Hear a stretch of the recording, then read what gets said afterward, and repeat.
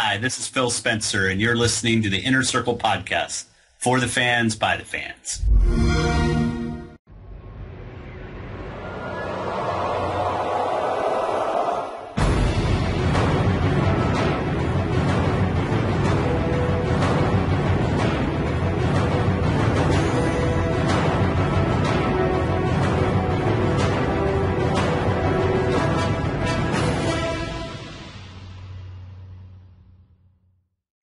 First, thank you, Brad, for talking with us today. You know, we really appreciate you stopping by to talk about DX12 and if anything new is happening with Stardock.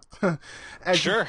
As you clearly know, DX12 is a huge topic among the gaming community, specifically PC and Xbox One gamers. But based on your experience so far with the API, could you speculate on how does it affect both platforms in as simple terms for our listeners who aren't as tech savvy, and what that means for developers? Sure. There's two different, it really depends what you're talking about, the PC versus the console. Now, on the console, on the Xbox One, it's a DirectX 11 base, but the developers are able to get a little bit access to GPU a little bit more directly. And one way to think about that is that imagine if every PC, if I'm a game developer and every single PC came with an AMD card in a very specific setup, I could then use the custom APIs that AMD provides, which do exist, by the way, for the PC. But since as a developer with limited resources, I can't realistically do that because I have to spend time then making sure it works on all the Intel chips and all the NVIDIA chips. Right. And so that's really the big difference, is that if you're developing for a console, you know exactly what you're using and you know that there's these extra ways to get directly at the GPU. That said, it's a lot of work too. I mean, just being close to I always see in forums people talking about how great it is that something's close to the metal. And I usually go, yes, those are people who have never written a game. Because it's like, right, yeah. I could make my software so much faster if I wrote an assembly language too, but I'm not going to go start writing my games in assembly language. Anymore. I used to, but that was a long time ago. So broadly speaking, what you're talking about is that in DirectX, I guess you kind of have to go back to DirectX 9 versus DirectX 11 versus DirectX 12.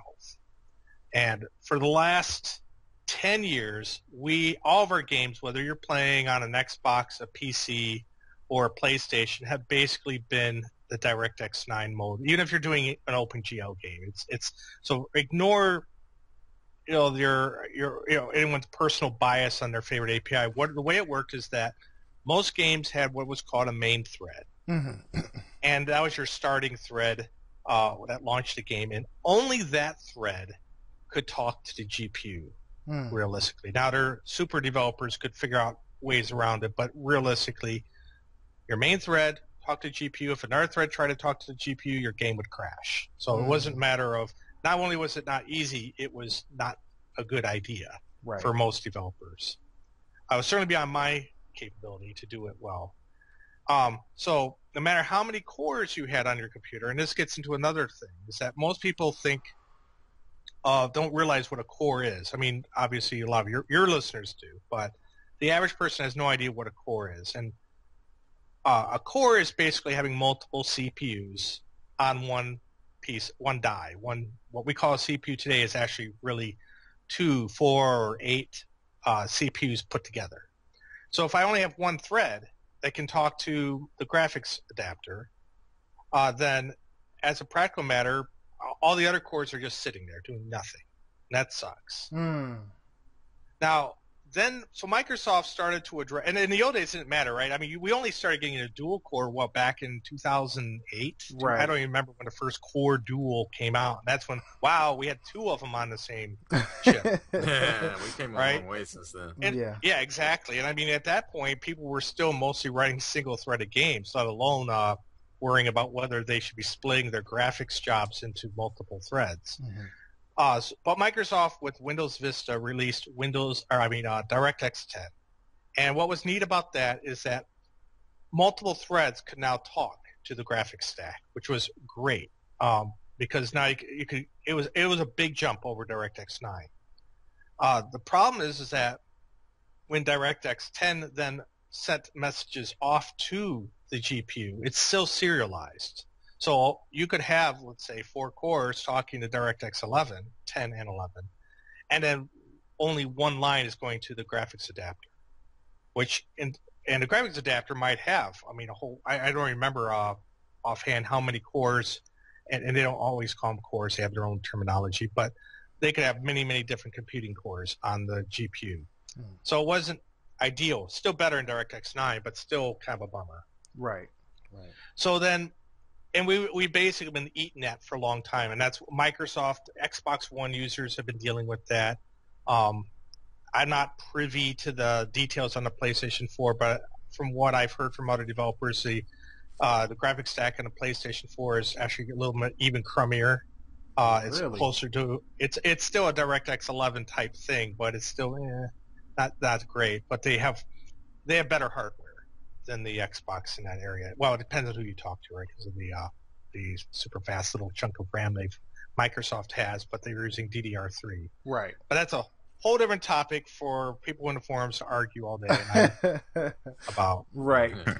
But anyway, DirectX 12 comes along though, and first Mantle, right? Kudos has to be given to AMD here, because AMD is really the one that kicked everyone in the butt. Right. By coming out with Mantle, and that Mantle team, they should have a parade, because they're the ones who came out and showed that if you were to make an API that let the game have all the cores talking to the GPU simultaneously, you could get a massive boost. I mean, we're not talking this 10% or 20% BS. We're talking 3 times or 5 times as much. Which, of course, everyone people online go, that's crazy. Right. But it's not crazy. It's demonstratable and has been demonstrated. And as fact, that's the Anantech article which hit this afternoon. Right. They did their own test on DirectX 12. It's like, yep, 3 to 5 times faster, same hardware.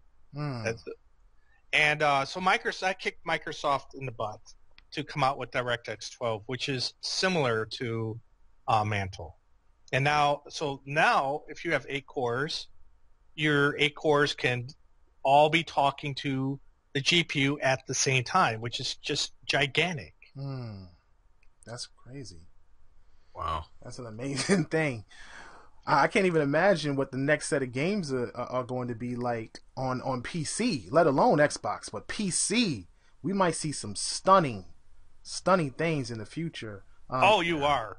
Yeah, I mean, the things that people are going to... When we've been living in this Mantle DirectX 12 world for a while internally on things we're working on, and what will probably, I think, will happen is that people will actually look at the current gen of games, and you'll never be able to look at them again once you see these DirectX 12 games, because, ironically, it's not just that you can throw a gajillion things on the screen; it's in the lighting. And I saw someone on one of the forums saying, whoa, does Brad know? He's talking about 4 lights. There's such and such can support up to 8 lights. Like, 8 lights? There's always a hater, man. It doesn't matter. It's like 8 lights. That's still pathetic. Right. It's like, what room are you guys in right now? I mean, in your house, when you look around, how many lights are shining? You got how many monitors? How many light bulbs are going on? I mean, I have 3 monitors. I have about a dozen different lights. And even if you don't consciously realize that that's having an effect on the scene, your brain does, right? You get that uncanny valley effect. It's kind of like when you go back and watch the Star Wars prequels, and you kind of wince when you see the battles and they have these explosions, and the explosions aren't making any light. And you knew it was fake. You didn't know why you knew it was CGI, but you knew it was CGI. And that's the sort of thing that makes you know it's CGI, is that the light is fake. But with DirectX 12, like we have in our engine, we can have thousands of light sources simultaneously, right? And there's no real limit. If I can, because your GPU, right, your NVIDIA card or your AMD card is set up to do the point lights. It's just that your graphics stack could only handle a handful at a time. But now I can throw as many as I want at it. I'm interested in seeing it because, Xbox is starting to have this initiative this gen with, it looks like putting more of their titles on PC. So we may actually see some of this with some of the actual Xbox franchises. Well, I mean, the next-gen Xbox games, the games on this current generation, first of all, both consoles are amazing hardware-wise. I wince every time someone says that they're mid-range PCs, basically, because they're not. It's like, oh, really? All these mid-range 8-core, 8-gigabyte PCs running around? Give me a break. Both consoles are monsters, and the current games on them, I haven't seen a game yet come out for either console that is remotely taxing the hardware. Really? Yeah. Yeah, I agree with that. I do agree with that. More so than the Xbox. Remember when the Xbox 360 came out, and you can tell that the games at the end are much better than the games that first came out? Right. What's going to happen with the Xbox One is going to be vastly more extreme than what happened before, because the games currently are still being made like they were made as if they were DirectX 9 era games. Wow. Yeah. Yeah, we haven't scratched the surface yet, I don't think. So. Right. I mean, your Xbox One game that you're getting, let's use like Destiny as an example. All Destiny really is, as far as I can tell, and don't get me wrong, I think Destiny's awesome. But come on, you can be real. You can be real. Well, I mean, in terms of, I'm talking about the visuals. It's not really my type of game, but visually, it's pretty impressive. But it's essentially, from what my eyes, a DirectX 9 era game. It's got a handful of light sources. It has. And the main thing they're using the Xbox One for is to have higher resolution textures and more polygons on the screen at once. And that's about all I can tell that they've done. I mean, certainly there's more CPU power, so they can show, they can have more, they can have better physics and that kind of thing. But they're not, visually, your Xbox has the same kind of power that they were using to make, the Star Wars prequels. You could do like horrible Gungan battle scene at the end of Phantom Menace on your Xbox One in real time. Easy. And that's actually not really a compliment, because if you go, seriously, next time you watch that show and you see, remember all the shots from the droid armies and stuff? You'll note they don't actually cast light. And that's one of those things you look at. You knew even at the time back in, 99 or 97 or whatever, it was like, you could tell it's all CGI, even then. Right. But it really doesn't hold up now. I guess I'm watching Star Wars tonight. You'll never look at it again. It's like I said, once you realize that nothing's casting, is casting light. Right. It's hard to go back. Right. Well, one of the biggest issues we have in the gaming community is the non-Xbox gamers who tend to misquote Phil's words and state that the Xbox One is already close to the metal. Will there be a dramatic difference when DX12 is released on the One, according to Phil? No. But will there be a difference? Yes. And he clearly stated that. What do you think will change performance-wise for Xbox One, and how much work do you believe there is in converting DX11 games to DX12? Are there any instant benefits to doing this? Is it possible to implement this on already released games? Whoa, that's a lot of questions. Let's start with Phil's job is to make sure people is to manage expectations, right? And he has to say at the same time that, first of all, the Xbox One, just like the PlayStation 4, allows developers to get close to the metal, right? They are just like the last generation did. The question always boils down to, when you're a game developer, is what you can theoretically do when you're making your game and what you can do in practice. So just use the assembly language example again. Is yes, in theory, I could put assembly language into my code and get way more performance. But will I actually do that? Probably not. A game develop, especially if I'm writing for multiple platforms, right? That's expensive. So as a practical matter, I'm going to write to the APIs as much as possible. And that's one of the things that gets you things like the resolution issue on the Xbox, right? And if they want to get all the resolution, if they want to run at 1080p easily, they have to do a little bit more specific coding to the Xbox. And everyone's in a rush to get their game out, and they're not doing that. And so you end up with this resolution issue. That said, first, DirectX 12 is not magic. It's not, if I put out when they update the Xbox to DirectX 12, your current games won't run even 1 frame a second faster, in my opinion. I mean, you'll be lucky to get any difference at all. I just can't imagine. I don't see it because at the end of the day, the developer has to make it so that they're calling the GPU with lots of different calls, and there's probably new APIs. We internally argue whether the bundles and other stuff even matter. I don't care about that, bundles or any of that stuff. I just care about having multiple threads, putting together a fancy scene, and getting it off to the CPU, getting it off to the GPU. So if the game isn't CPU bound, then it's not going to make any difference for that game. Okay. Well, maybe that's why there's a push for that, especially with the first party titles from Xbox. So. Yeah, I mean, like if I'm playing Halo and there's only a handful of things, and the game's been designed already for not having a lot of stuff going on, it's not going to make any difference one way or the other because the game has to be CPU bound in the first place. And, gotcha. And a lot of games for consoles don't tend to do that right now. It's so game specific. It's so game design specific, right? So the first step is how well designed, or not well, but if the game is designed in such a way that it needs that won't be CPU bound, then that's the first step.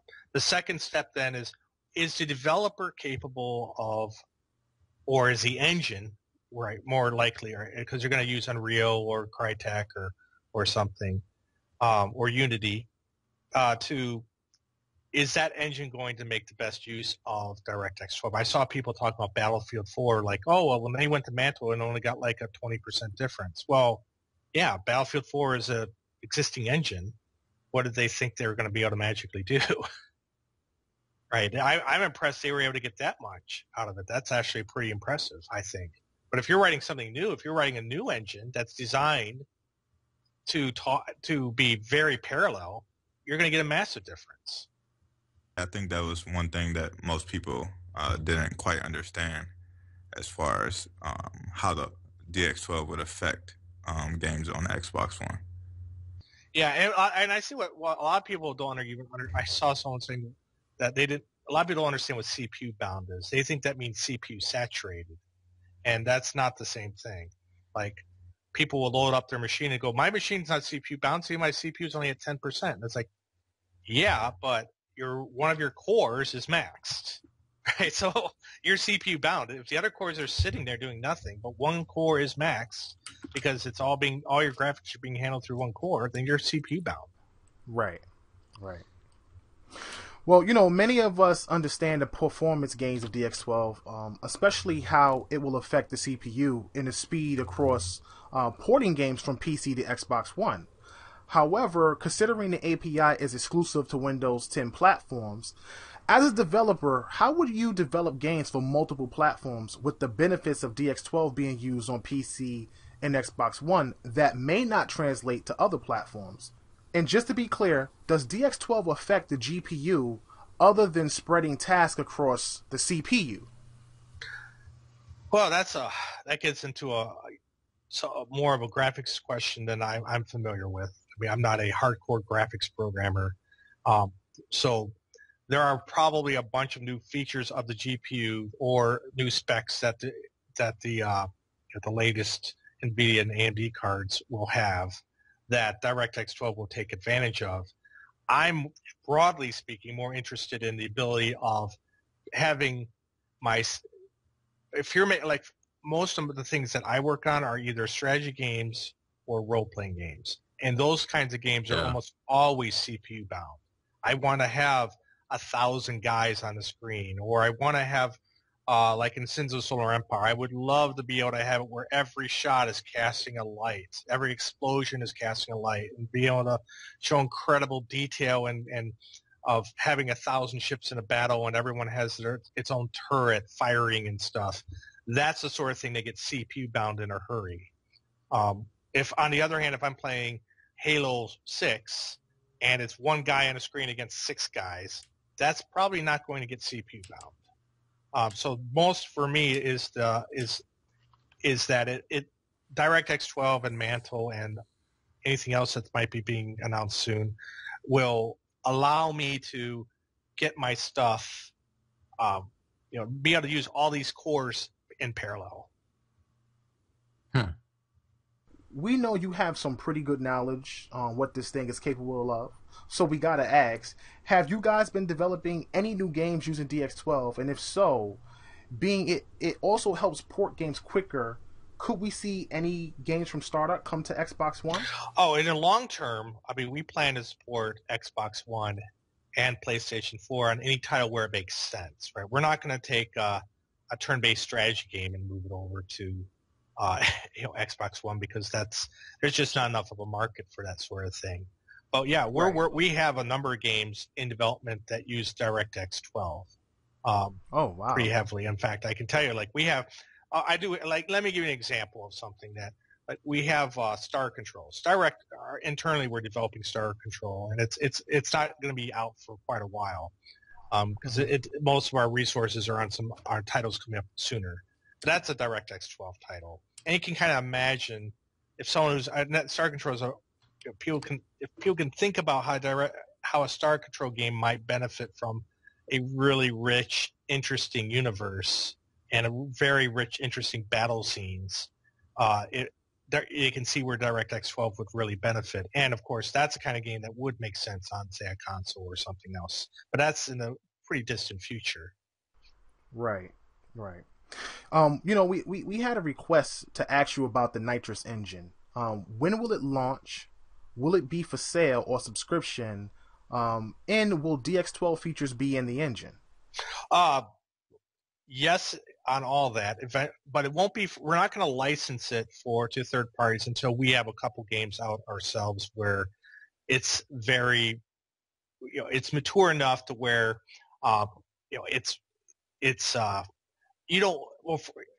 you want the engine to be mature enough so that a third party can use it and not get lost or not be on the phone with us constantly. So we're going to wait until we have a few games under our belt with it to be able to do anything with it. But absolutely, I mean, we're going to be supporting multiple APIs with Nitrous. DirectX 12, it's already running on DirectX 12 today. I mean, the Unantech article that hit like an hour ago actually has a YouTube video of Starswarm, which uses Nitrous, running on DirectX 12, and along with benchmarks that show, and this is one of those things where all these people were making these, we were talking before we went on and about how I quote-unquote controversial because I say these things and people say, he has no idea what he's talking about. He's making these claims, right? It's like, well, right.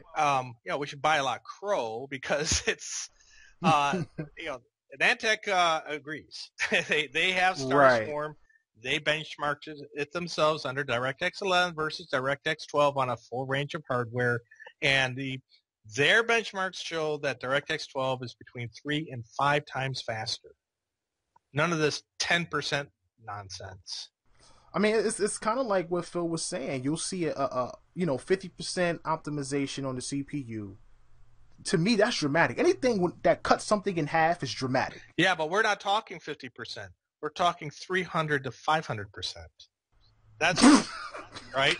That's why it sounds crazy. And then you go, that's why people were being skeptical. And I understand why. And I remember being in calls, people saying, now just say something like 40% because people will believe 40%, but they're never going to believe if you go out and say 300 to 500%. It's like, fine, 40%. And that's been a number that everyone's been saying. And it's it was chosen by marketing.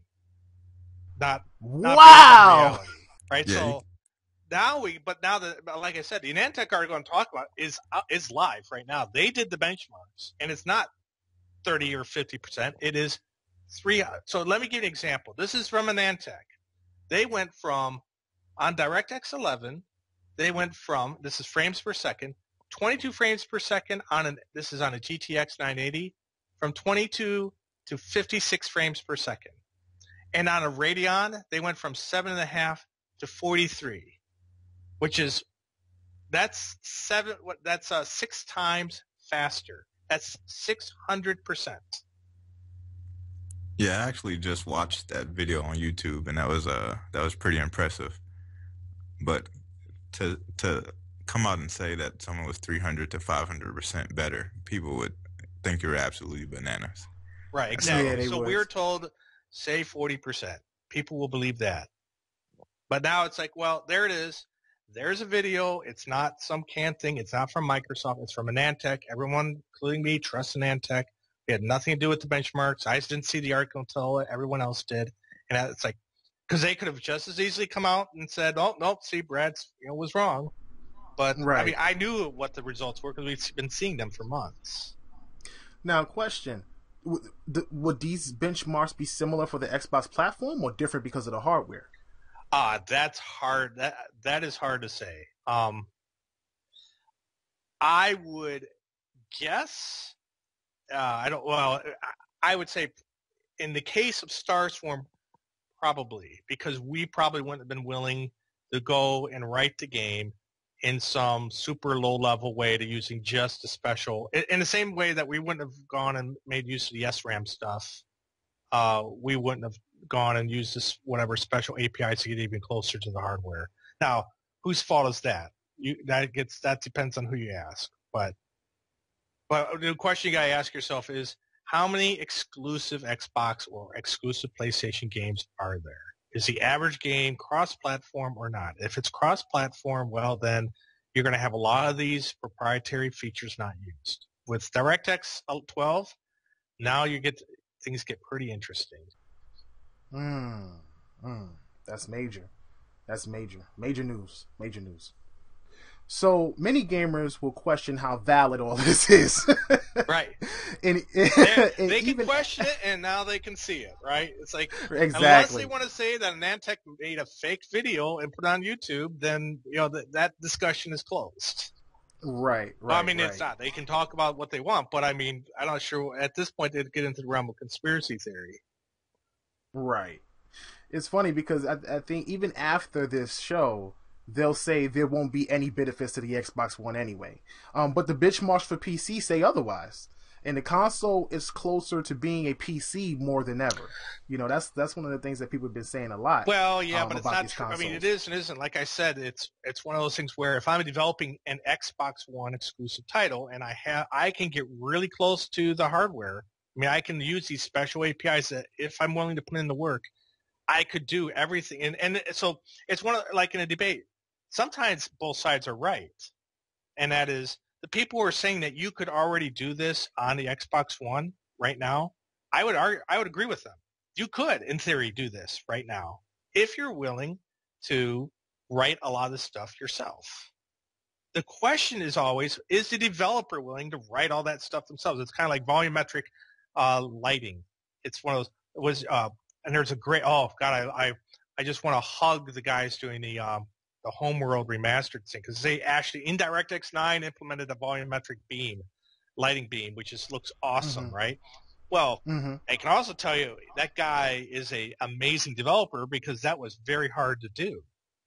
So it always boils down to how much work are you willing to do it? If you have an API that does 90% of the work for you versus I'm going to write a bunch of stuff myself, it really depends from developer to developer. That's the thing that Aaron and Phil been saying. It depends on a developer. If they're going to use DX12, we'll see the benefits in DX12 games. It's one of the reasons why I'm so excited to see Fable Legends. When they announced that Fable Legends was a DX12 game, my curiosity and my anticipation for the game skyrocketed immediately. So I'm really excited to see, what this game is capable of now that it runs on DX12 and they've written for DX12 for this particular game. Yeah, it will be very interesting for things that were written from scratch for it. And Intel did some interesting things too. They have a demo where they were showing an asteroid field with DirectX 12, and it's not as sexy as seeing a giant battle, but it's an asteroid field, and they were getting 60,000 draw calls a frame. Now, to put that in perspective, a DirectX 9 game chokes at like 5,000 calls. I mean, that's where it.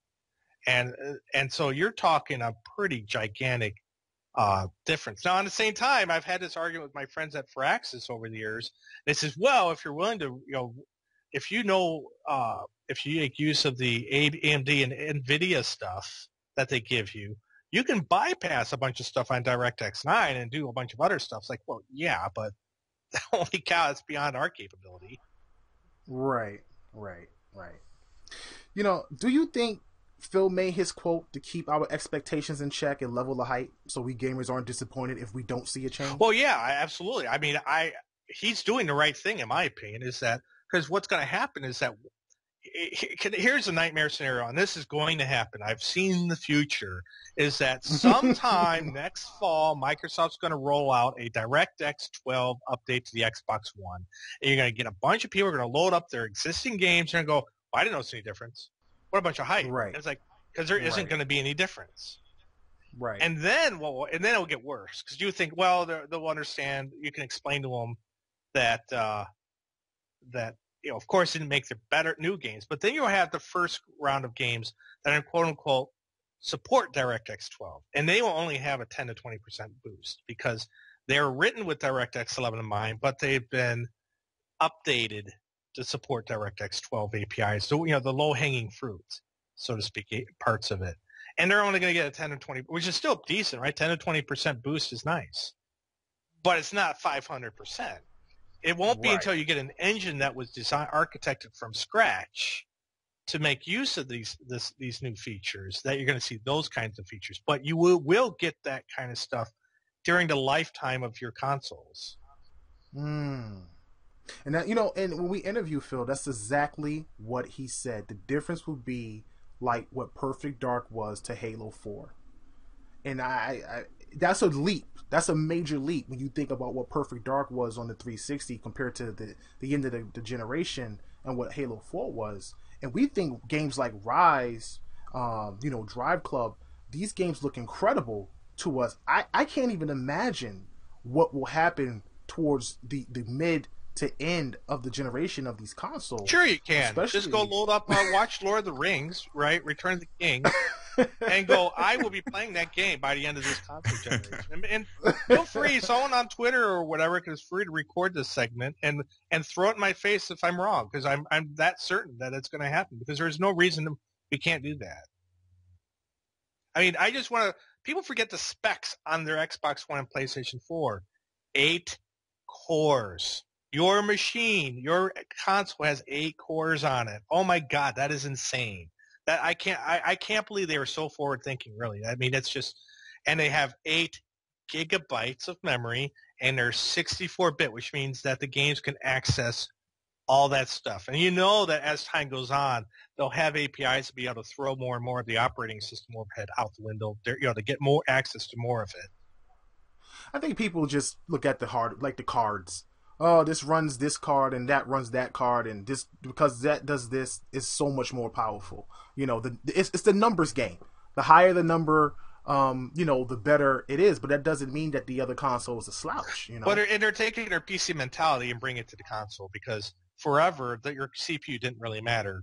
Deep down, everyone listening to your show knows that we have been poo-pooing the CPU for a decade.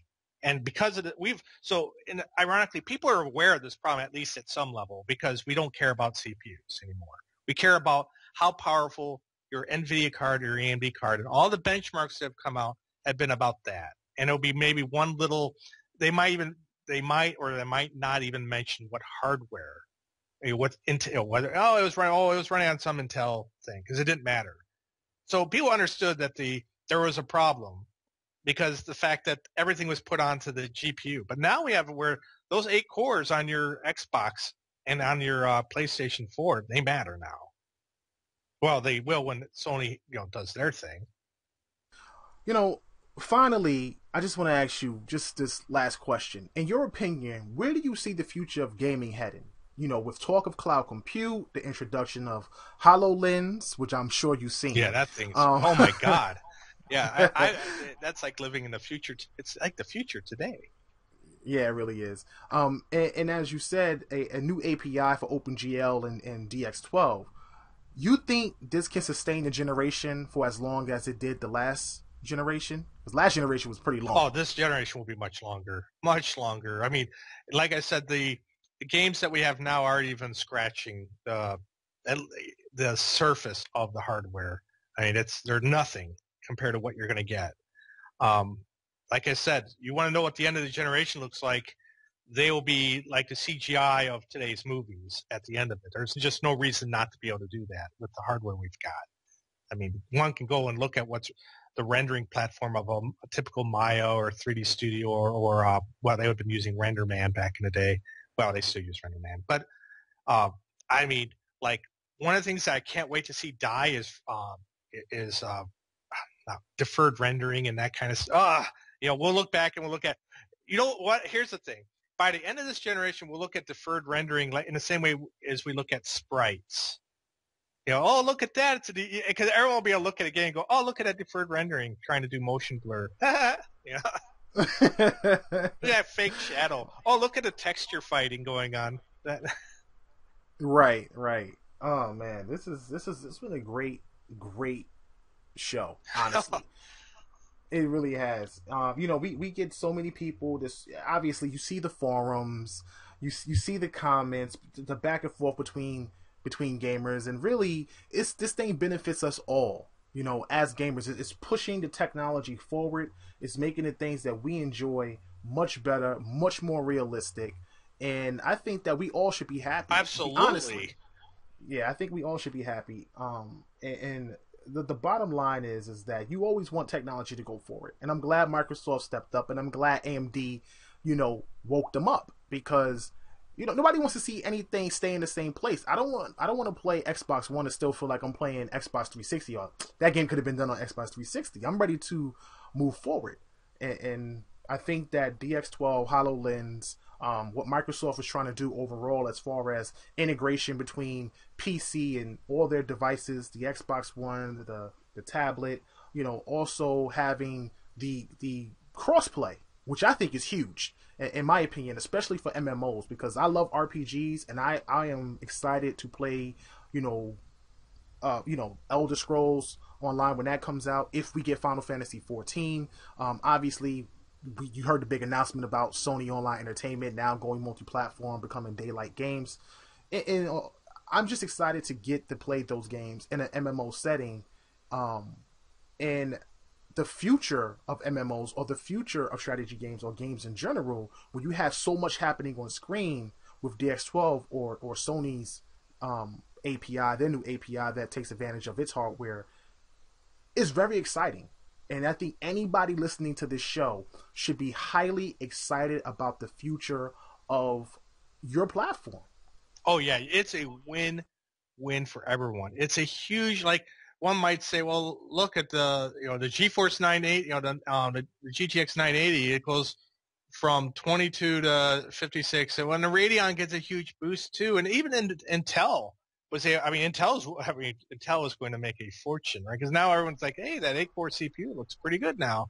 And AMD's been on there too. But yeah, it doesn't matter whether you're using PlayStation or Xbox. And people are going to look back, and this is the thing. The beginning of this generation games are going to look so dated compared to what's coming. And you can be really specific about too. It's not like we have to even theorize. Like, first of all, the games are going to look like movies, and I don't mean like, it's too bad that people poisoned that well back in the day, and like, it'll be like a Toy Story. It's like, no, they weren't. They're deferred render. Quit it, you know. Right. If you're doing deferred rendering, it's not like Toy Story. That's not how RenderMan works. But so you're gonna, first of all, the games will look they will look different, blatantly different, like side by side screenshot. It'll be blatant. Two, and this is the thing people are gonna laugh about, I think, the most, is that and I won't say my kids' kids, because they better not have kids by this point yet. They're still kids. But right. Is that they'll play these first generation games, and let's say Grand Theft Auto 5, and go, oh wow, look at the streets of downtown LA or whatever. There are 5 people. It'll be like everything's abandoned. Oh look, I'm playing Elder Scrolls, and there's 9 people apparently in this village. It'll be like, no, you'll go in, and there might be a market, and the market might have thousands of people running around at the same time, and it'll be more like the real world, and that'll be the thing that'll make the existing game seem so dated, is how empty everything is and how static everything is, right? One of the things in the Starswarm demo that is when people look at it on the YouTube video is that There's no line. The Starstorm demo is completely unoptimized. There is no level of detail in that game. So I don't know if you're familiar with LOD, but basically every one of the thousands of ships has its own cannons and own turrets that are firing independently in all directions. Even when you zoom out, they're still doing it. And think about one of the reason that matters is not to show off like, hey, look how stupid we are for not optimizing. It's that, holy cow, that means it opens a door to smaller game studios who may not have the resources to implement and optimize up to the 11th degree. So, and you can still make spectacular stuff. Man, this has been an enlightening conversation. I know the fans, when they hear this, is gonna go crazy. You have no idea what is. I guess you could say the conversation that we had just now. This thing is gonna be big probably by Monday. Oh yeah, well I'm looking at the comments on Mantech right now, and people are pooping because they've read words, right, and claims and speculation, but now the actual benchmarks are starting to show up, and it's really hard when you see that because people are used to. It doesn't matter what site you're looking at, but whatever site it is, you're used to looking at those bar graphs and it's like, bigger is better, and it'll be a little bit of a difference. And you go, look at that, it's a little bit better. And then you go to the DirectX 11 and 12, you look at these bar graphs, you go, oh, is there something wrong with DirectX 11? Because it's like, you got to see the bar graphs, because it's like the DirectX 11, the little red bar on these graphs, is like itty bitty, and the DirectX 12 goes right across the screen, and they're to scale, right? It's like this it's 7 to 43. It's like, oh my goodness. It's also funny seeing that on the AMD card that DirectX 12 is running better than Mantle, which it does surprise me some. Microsoft did their job. They really did, and they really did. They've really come through here, and it's just it's so exciting. Yes. I think we're all excited. Brandon, do you want to say anything before we head out? Yeah, I just have a question in regards to PC gamers. Xbox and PlayStation gamers, we can't switch out our GPU cards. So for a PC gamer, we know that DX12 will optimize your existing GPU. But what do you think is going to happen for the new GPUs? What advantages will they have over the existing ones? That's really something I can only speculate on because I'm not a graphics expert. There's probably a lot of things that they can add in that will make it easier to do. We're still really lame on doing we still use billboards a lot and stuff for a lot of our particle effects. I think particle effects are still one of the lamer things we do in game development compared to where it can go in the future. That said, I don't think console players need to worry that their GPU is weak. It's not. It's more than powerful enough to do all the amazing things I mentioned earlier. What will happen, and the thing to remember too is that the PC is always at a disadvantage, and people forget this, is that it needs more power because when we develop the games, we don't get to optimize as much because we have to work not just on that wonderful AMD chip that's in your Xbox, but we also have to work on, and we also have NVIDIA, and then we have the Intel chips, and well, those are basically it. But still, that's a lot of different platforms to work on. So we can't do that cool stuff. So we have to, like, you can imagine a feature that makes smoke easier to do, or is able to make, like fire in games is still a joke. I know you see fire and you go, wow, it looks so realistic. But if you're a game developer and every time you look at that fire or that explosion, it hurts. Because you realize it's basically playing a bit strip. Right. That's an oversimplification, but it's still like, oh God, we still. I can't wait we're going to be showing something at GDC that will make Starswarm look really primitive. Because Starswarm is something we whipped up in like 2 months. So that should be in the we'll have it's supposed to be in the Microsoft booth there at GDC. Woo! So to be able to show just the massive difference. It's gonna be fun. It's gonna be a fun GDC. Yeah, I'm looking forward to it. Well, if you're at GDC, definitely stop by. We're gonna have the Stardock booth, and we're basically tied at the hip with AMD. Like I said, they're the ones who make the hardware for the consoles. I really wish we can go to GDC. I think we may be going to E3 though. We'll be there E3. too.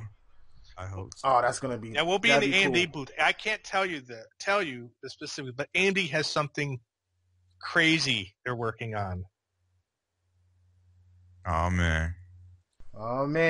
So time to get that hype meter going. Yeah, well, like it's one of those things. Like, I usually go by when I look at hype or whatever, whether it's something that's going to be successful.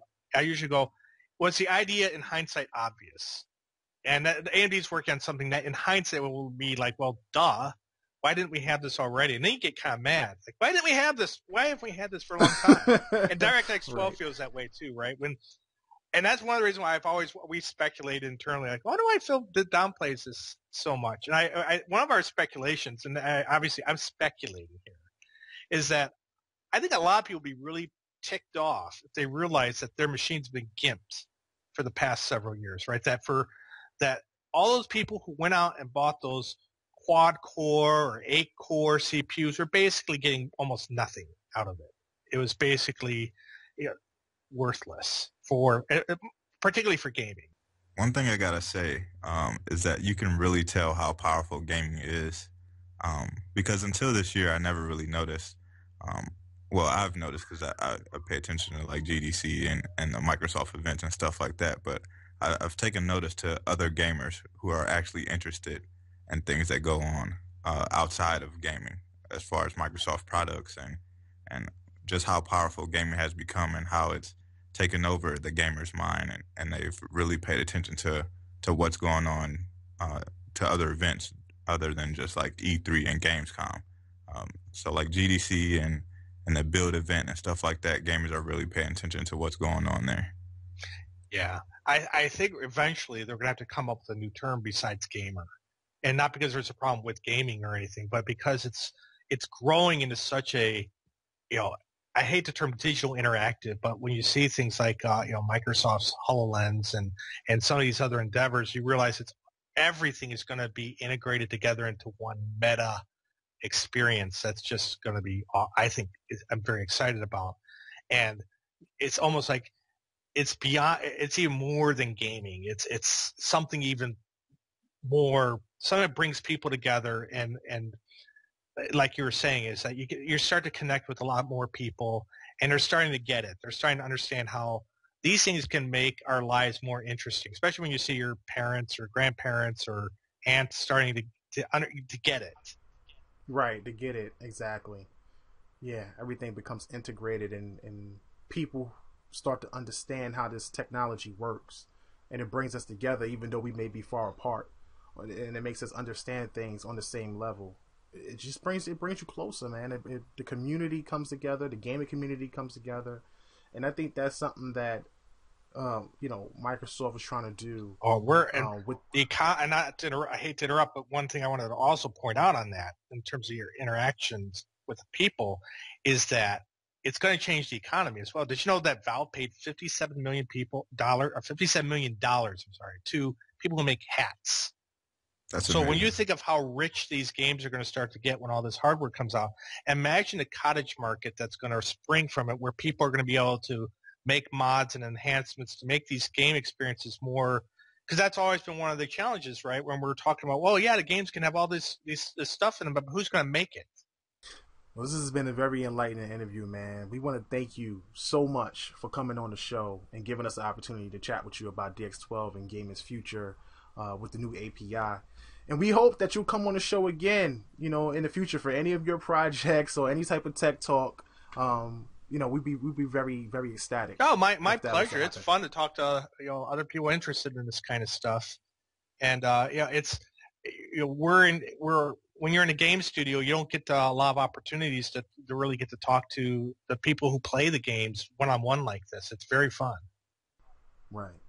Well, thank you, Brad. Thank you again. We really appreciate it. My pleasure. Good to talk to you guys. So we here at Tick Podcast really hope that today's interview was informative to everybody, from the Xbox fan base to the PC fan base, even the PlayStation fan base, you know, because we're all gamers in the end. I really appreciate everybody stopping in. After the show, Brad agreed to come back on after GDC, so he'll be back next month. We can compare and contrast between GDC and what was said on today's show, and hopefully we'll see some really positive news about Xbox One and maybe some of the things that he was speculating and saying about the platform at GDC. But you guys keep it locked at Tick Podcast, subscribe, tell your friends, and stay tuned because we have more. In March, we got Chris Carla. Brad will be back. We also have a few other surprises. And for those of you who don't know, we'll have Jeff Keighley on the show soon as well. We haven't set a date yet, but he has agreed to come on, and that's going to be pretty awesome to have him on the show. So you guys keep it locked. Check us out on Twitter and leave us any comments, any messages, maybe somebody else you want us to interview. We'll do our best to get them on the show. We're going to have a lot of new developers. We're working with indie devs. We are really doing this for the fans, by the fans. I'm your host, KORX Kal-El, and I'm off this planet. Peace. For the fans, by the fans.